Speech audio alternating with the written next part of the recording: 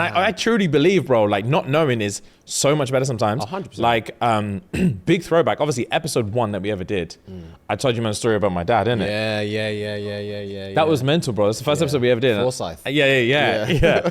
And like, he's dead now. Yeah, you told me. He died of COVID. So basically, for those who don't know, my dad grew up, my dad grew up thinking someone was his dad.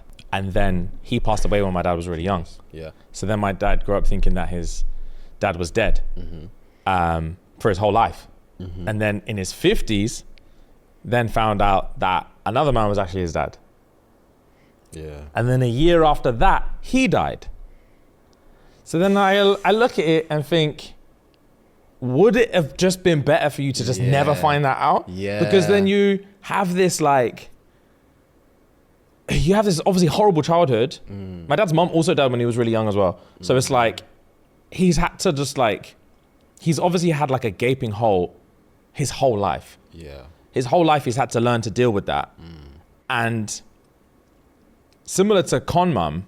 Bro, I was waiting for you to finish because I was going to say, bro, similar to Con Mum. That's what I was thinking. Is that broski went his whole life not knowing his mum. Yeah. And then he meets his mum and he's on cloud 9. Then he finds out his mum's a con artist and he loses everything. And you're like, it would have just been better if you just thought you didn't have a mum. And sometimes I think about that with my dad. I'm just like, bro, you grew up your whole life with no parents. You struggled, like everything like it was way more difficult. You had this like gaping hole.